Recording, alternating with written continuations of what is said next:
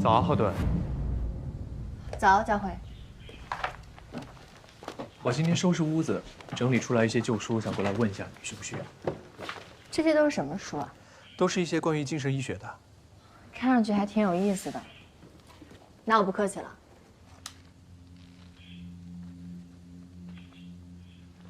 你是在研究双向情感障碍吗？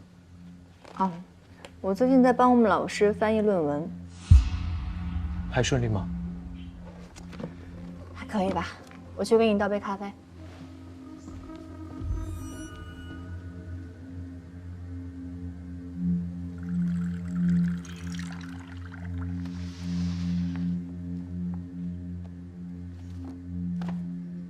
认知功能的损害，到底是双向情感障碍带来的损害，还是药物治疗的影响？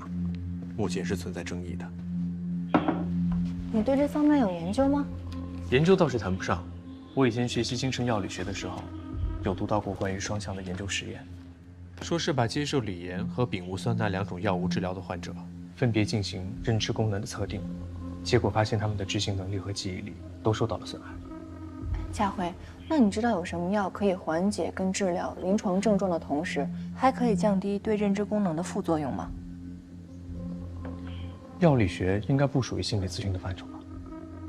我最近不是在翻译论文嘛，我就突然感兴趣了。我认为，非药物跟药物干预相结合，可能是最合适的。你是说，前者是你的专业领域。这种病被称为天才病，很多从事艺术行业的工作者发病率较高。一旦发病，处于躁狂期的时候，会变得精神亢奋，觉得自己思维敏捷，同时也会变得暴躁易怒，遇到什么小事就会发脾气、摔东西，这就很大程度上的损害了社会功能。但如果他们一旦处于抑郁时期的时候，情况会更糟糕一些。对了，浩顿，你之前有接触过这样的案例吗？没有，是我们老师有对这方面有研究。刚才听你说，我好像突然找到方向。认知疗法、线索回忆训练，这个好像是一个好的方法。通常一到进入精神障碍的状态，就需要结合药物的进行干预和治疗。但目前药物的作用和影响存在很多问题，所以也会影响咨询师的判断和治疗。你可能是被自己绕进去了。是啊，但是还好，你刚才点醒了我，谢谢你啊，佳慧。你的咖啡我没白喝吧？当然没有，你给我突破口，我们老师一定会很开心。哎，我有时间把你介绍给我们老师认识吧，他人特别的好。好啊。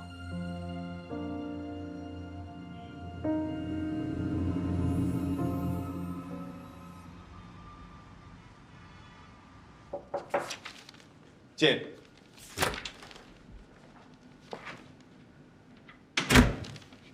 干嘛不在座位在这待着？想开会啊？我在开新飞页化前期的策划案。你们前2天吵架的事情我听说了，知道我怎么想的吗？怎么想的？其实对我来说，任何节目都一样。你想用这个节目赢过王卓，我也可以有漂亮的收听率和关注度，我们各取所需，我觉得挺好的。所以这一次，我支持你。姐，我变卦了。之前东子说我没有想好节目的目标跟定位，这2天我反思了一下，终于知道为什么咱们节目只能卡在第2上不去了。咱们的节目说教性太重，没有用心去感受听众，跟他们互动。每一期节目，我们基本只关注我们要聊什么，而且大多数都是从学术的角度去跟他们探讨怎么解决。我们没有跟进听众，跟进他们是否真的听了我们节目有什么收获，或者他们还需要什么。行，细枝末节的我就不管了，你可以自己搞定。啊对，明天策划会别忘了。好，放心吧。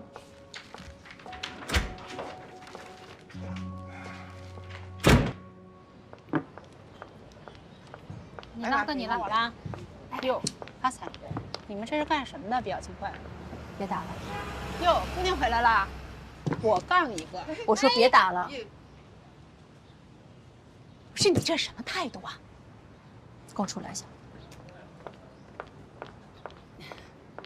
不许看我牌啊！等着回来啊。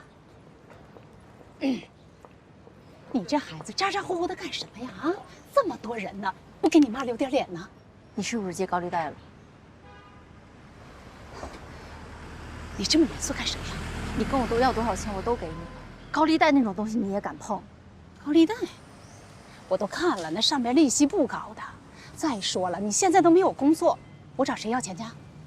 你要多少钱？你跟我说，我想办法。我哪次没满足你？那些人就是拿准了你看不懂条例，到时候利滚利，我2辈子工我都还不起。我就借了3万块，哪有你说的那么夸张啊？我这次想办法帮你还上。你答应我以后不再借。你帮妈还啊？帮妈还，真是妈的好闺女。那你答应我。哎，答应答应。妈，曲小红，你能不能让我省点心啊？我这辈子因为你，我没有睡过1天安稳觉。我每天一闭上眼睛，我就会想到小时候，我就怕门外又有人追着讨债。你能把家底都掏空了拿去炒股，连我爸治病的钱都不放过。是，我是把你爸治病的钱都拿走了，我没有尽到一个妻子的责任。可是我对你呢啊，我一把屎一把尿把你拉扯大，你现在指着我的鼻子教训我呀啊！你别忘了，再怎么样我是你妈。你是我妈，你尽我当妈的责任吗？高考那年，我发着高烧还在想办法赚钱替你还债。我发传单晕倒的时候，你在哪儿？你记得我第一次来月经是什么时候吗？你不知道，因为你在打牌。是我爸，一个大男人跑去小卖部给我买卫生巾，然后回来一点点教我怎么用。我爸第一次犯心脏病的时候，你在哪儿？我给你打了1夜的电话，你都不接，最后是我哭着求邻居帮忙把他送到医院。这个家有你没你有什么区别啊？人家都说有妈的孩子像个宝，我真的觉得我连根草都不是。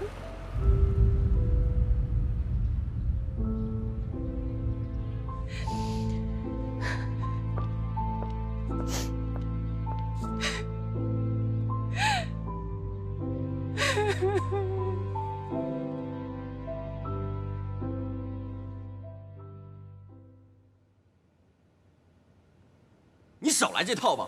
你当初不就看中他有争议、有话题热度，才把他拉进来的吗？你尊重他，你把我放哪儿啊？我看啊，你就是把我们几个人当成你的垫脚石来公报私仇。没错，我做新飞夜话，我找何东，我做的一切，我就是为了抢回时间访谈。怎么了？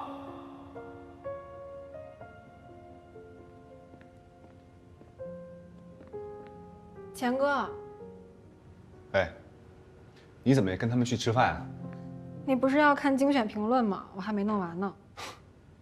怪我，怪我。没事儿，我囤了好多酸辣粉呢，有它就行了。那哥，你先忙。小丽，你觉得那天我跟东子说的话，是不是有些过分了？话是冲了点儿，但是我觉得你说的是对的。一个心理咨询师在抹去来访者的信息之后，我认为是可以做研究和分享的。你看，弗洛伊德还写书了呢。但是吧，这件事儿怎么说都不应该是我们去要求贺老师，除非是贺老师自己主动想分享，你说是吧？所以我感觉钱哥你膈应就膈应在了这儿，你感觉不应该为了我们节目的利益去道德绑架贺老师，让贺老师做自我牺牲。没错，还有就是一个心理咨询师要治愈一个来访者的咨询疗程，可能需要几个月，甚至可能会是几年。就算何老师肯提供素材，但他也赶不上咱们每周3期的量跟进度，这不是长久之策。对啊。哎，钱哥，我刚刚整理精选评论的时候，有一个热度最高的留言，她说她老公的妹妹最近搬来家里住了，每天她老公一回家，她妹妹就往她老公身上挂，还要亲亲，都是成年人了，没日没夜的嚷着跟她老公一起睡，她现在很是困扰，想问问我们有没有什么办法能让他妹妹不要这么自私？情感纠纷？应该不是。这条留言的第一热评好像是一个心理咨询师写的。他说：“这位朋友，你应该让你的家人带你去医院看一下，你应该是得了重度产后抑郁，你老公的妹妹，可能就是你的女儿。”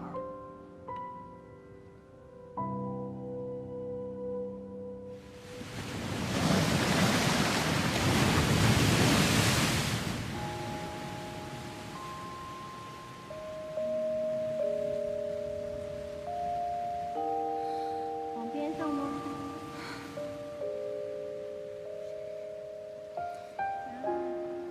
胖胖，今天开不开心呀？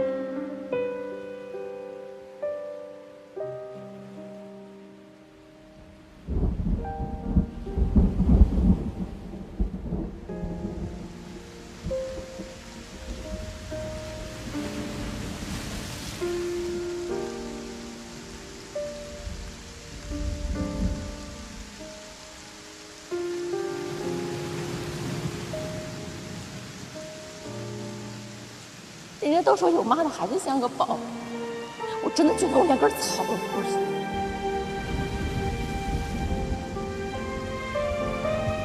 当小三，网友都知道了，还追着曹总不放，就不怕唾沫星子淹死你啊？穿的这么少，一看就不要脸！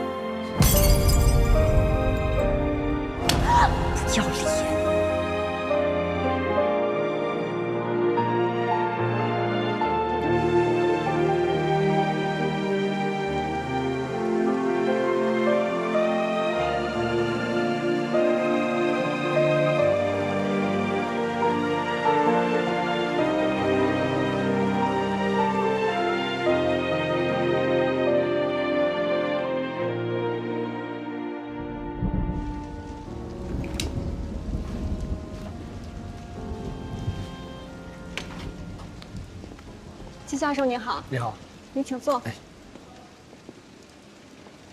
没想到你约在这里。这里有什么特别之处吗？我那个徒弟啊，搞了份副业，在这个地方做了档电台节目，叫心扉夜话是吧？我们主编也经常提起，叫我们多听听。贺喜。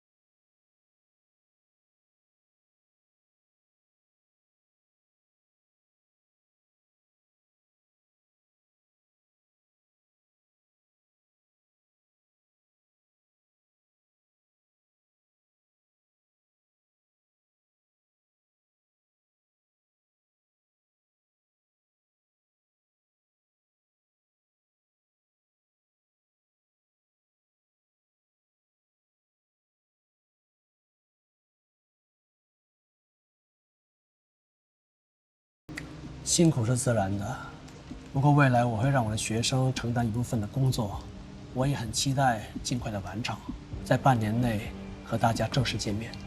您说的学生是贺顿吗？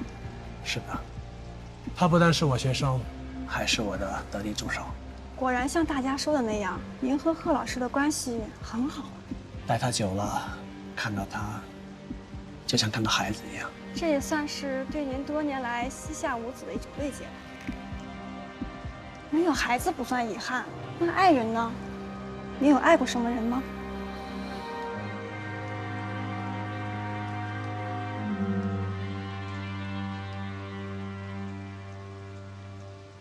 没有。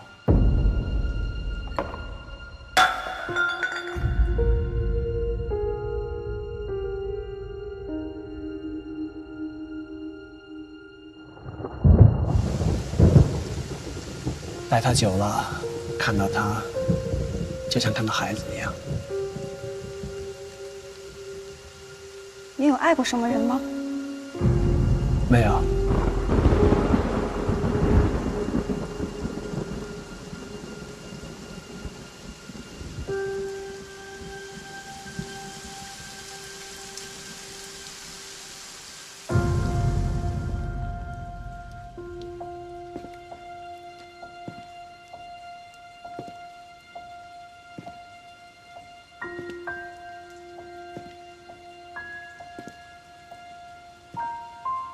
果然像大家说的那样，您和贺老师的关系很好。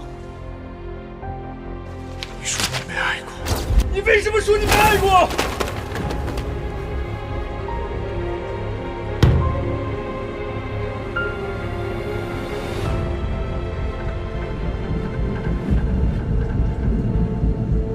丽丽，我这柜子里面的档案你有没有动啊？没有啊。那不是你放来访档案的柜子吗？你千叮万嘱不让别人碰的呀。出什么问题了吗？哦，没事没事，可能是我自己放乱了。外面下雨了，你注意点啊。那你自己也小心一点啊。拜拜。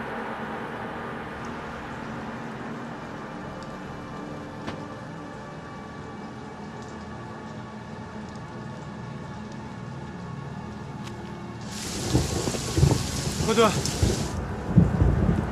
家辉，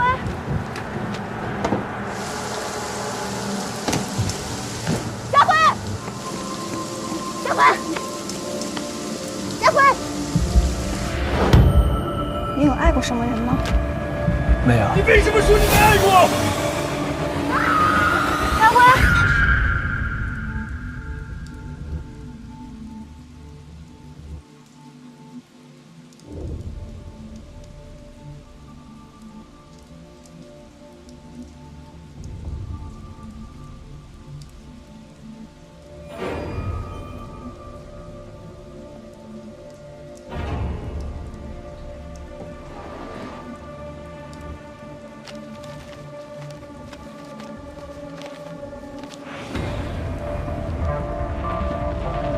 家辉，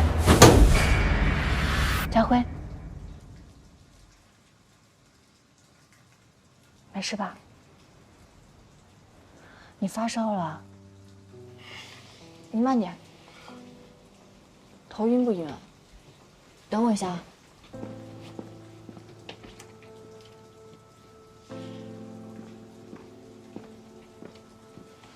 好，把这个药喝了吧。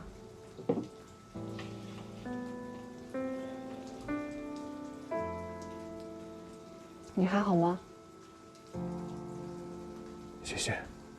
你要真想谢谢我的话，麻烦你下次再晕倒，晕在一个让我扶你不费劲的地方，好吗？赶紧把这药吃了以后回去睡觉吧。刚才你做梦一直在说梦话。我说梦话了？嗯。我说了什么？你一直在喊你妈妈。我还说别的了吗？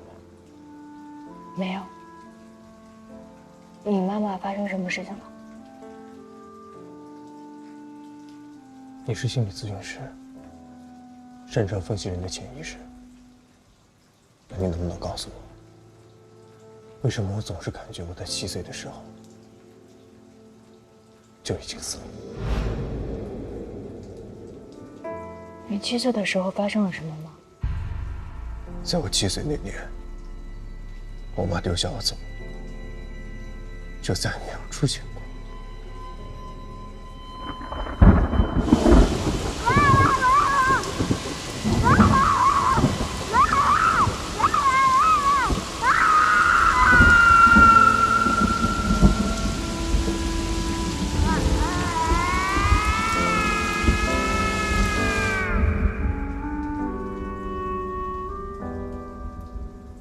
带着我妈，带着你，咱们离开这个伤心的地方，重新开始。顿顿是我的孩子，他要跟我住在一起。那你这是告诉我，你的选择了？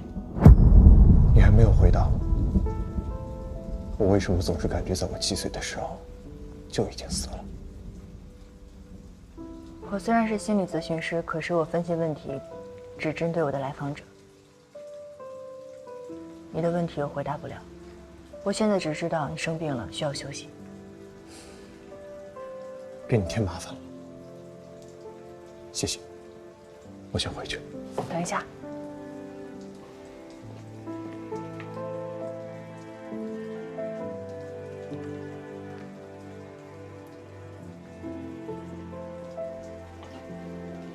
这是我的泰勒斯弗罗斯，现在把它送给你了。我记得我小时候有一次生病，我妈妈把这个送给了我，也不知道是不是心理的作用，我抱着它睡觉，马上病就好了。从此以后，它就成为了我的守护神，我走到哪里都带着它。现在，我把它转送给你了。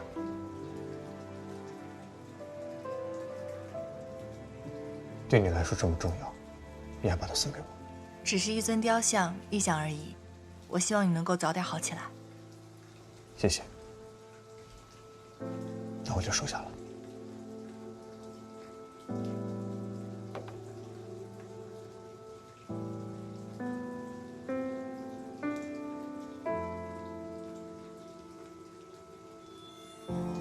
来，这边吧，5000。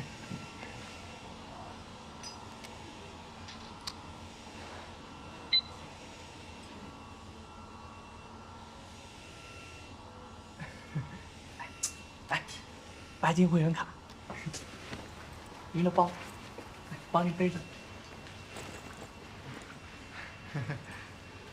慢走啊，哥，下次还找我啊。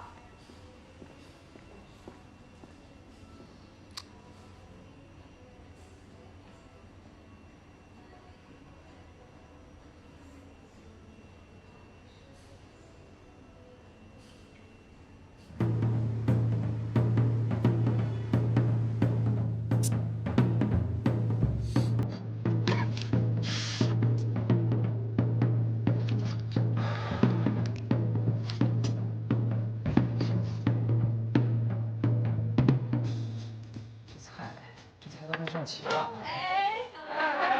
终于来了啊！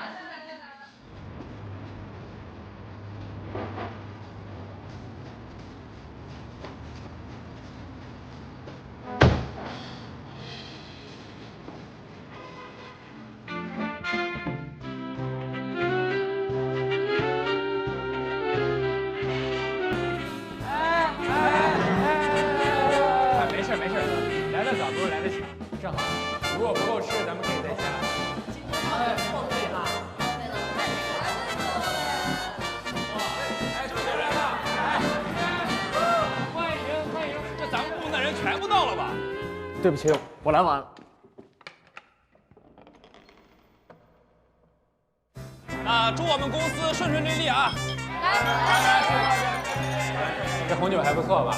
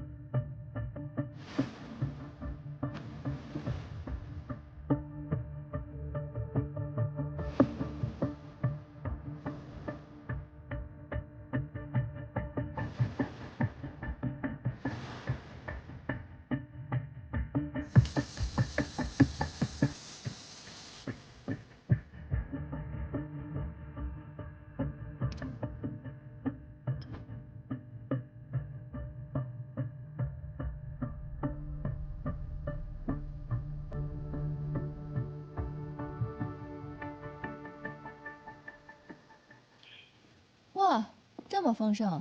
我们家丽丽转型了。我怎么觉得你有情况啊？有吗？啊，我今天去面试。面试？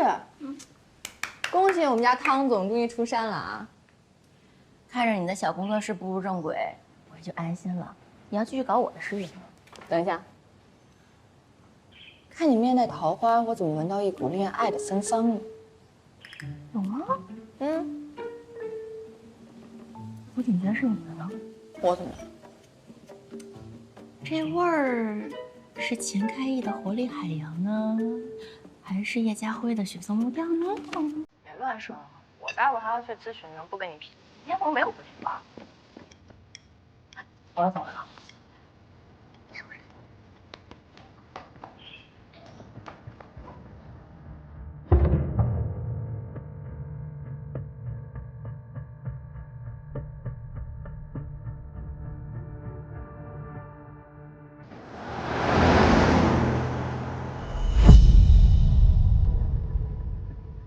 3杯3兄弟，2个7分糖，1个全。你好，先生需要点什么呢？你好，3杯3兄弟，2个7分糖，1个全糖，2杯原味奶茶，都要3分糖，其中1杯去冰，再来1杯红豆奶茶，全糖去冰，谢谢。你好，你的茶一会儿就好，可以在旁边稍等一下。好。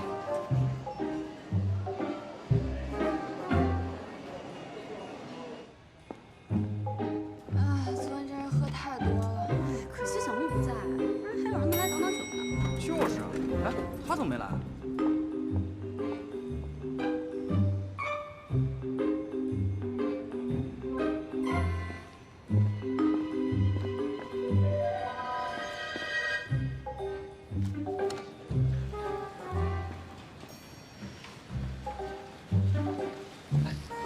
来1杯。小心。那个，我顺便路过，给你烧1杯。谢谢。你是5分糖吗？哎，谢谢小某哥。你也是5分糖。昨天晚上没跟他说是我让你换的地方吧？没有，我压根就没提，他也没主动碰。谢谢小莫哥。哎，小莫哥，你怎么还烫头发啦？我昨天路过，弄了弄。挺好看。嗯。那个莫哥，谢谢你啊，所以你没来真是太可惜了。啊，没事，因为我昨天晚上家里面正好有急事儿，所以赶不及去。没事，那下次咱一起。哎，小莫，这个多少钱啊？转给你。哎，于姐，你这个客气了，我顺便捎带手的事儿。下次一定收钱啊。小莫，林哥明天请你喝咖啡。谢谢小莫哥。谢谢小莫哥。没。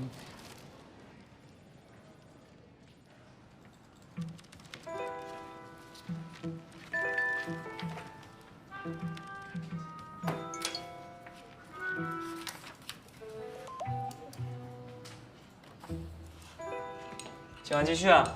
行了，不喝了，我这胃啊吃不消了。哎，今天纯唱歌不喝酒。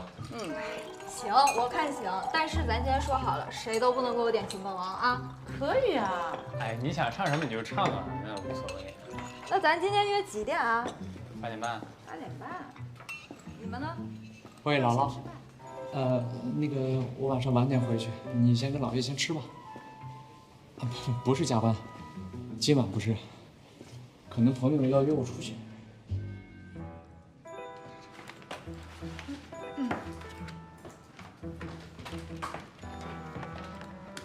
哎，小莫哥，我们先走了啊。小莫哥，我们走了。好，我们走了，明天见啊。明天见。拜拜。好，玉姐。好，拜拜，辛苦兄弟啊。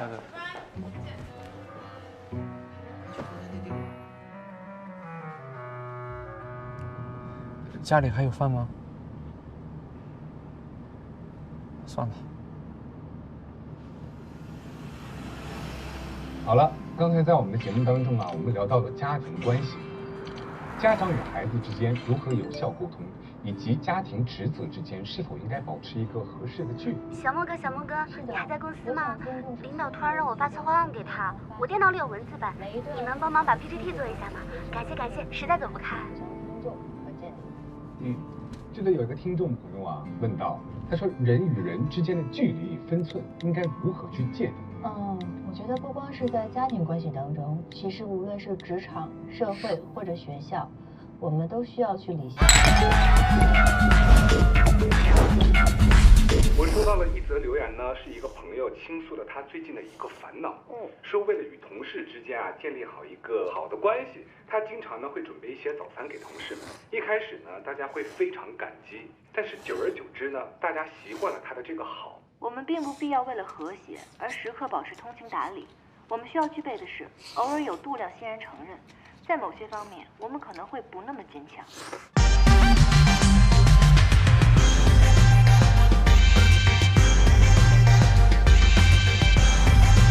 一切维系人际关系的关键都在于如何尊重自己，而不是顾此失彼。那如果各位听众朋友们有需要任何的心理咨询帮助呢，可以前往郝老师的幸福谈话工作室来接受专业的心理。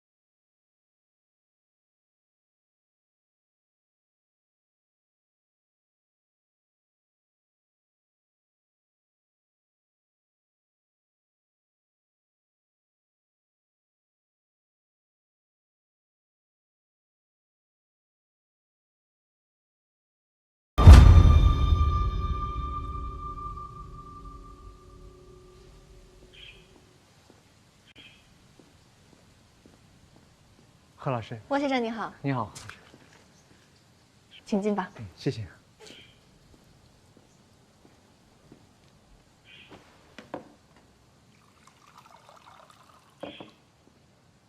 先喝点水吧。谢谢。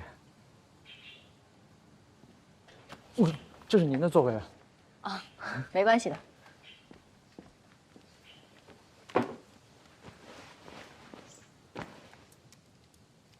莫先生，请你看一下这个。我还是要做一下正式的自我介绍。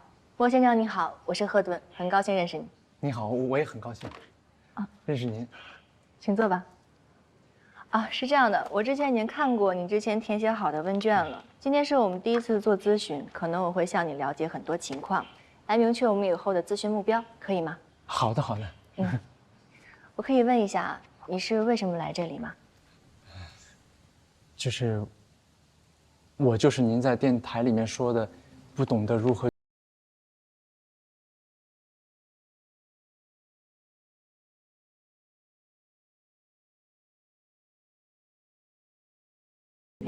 就是同事想找我帮忙，但是我也有我自己的工作，但每一次都是最后稀里糊涂的就答应了。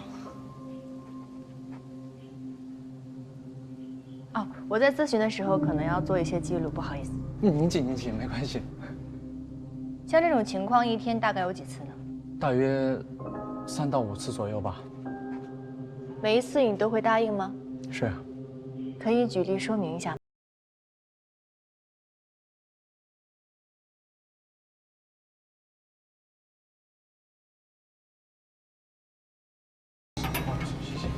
不好意思。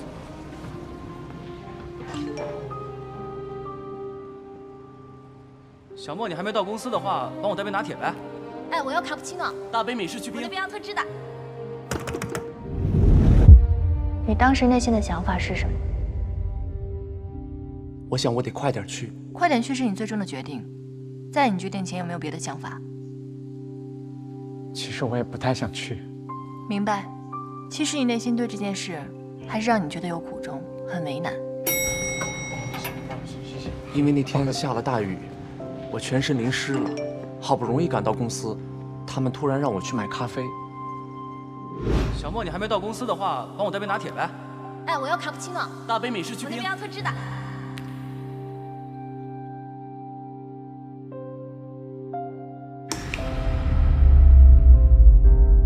很想去换件衣服，或者把衣服吹干。当时你的衣服很潮湿，你不愿意去，可最终你还是去了，对吗？莫先生，我在跟你沟通的时候，我发现你好像习惯于把别人的需求放在高于自己的位置之上。贺老师，我也不知道为什么，我有时候不仅不懂得如何拒绝别人，甚至还会讨好别人。有一次，公司的一个新同事请全公司人出去吃饭，但中途他们换了饭店的地址，也没有告诉我。对不起，我来了。那天晚上，我一晚没合眼。我一直在想，我到底做错了什么，让他们这么讨厌我？但是你知道吗？第二天我还是给全公司买了奶茶，我也不知道为什么，明明是他们做的不好。买完奶茶之后呢？他们说下次一起聚，但是当天晚上唱 K 还是没叫我。其中一个同事还让我帮他做 PPT。那你做了吗？做了。如果当时你拒绝这个同事，你觉得最坏的结果会是什么？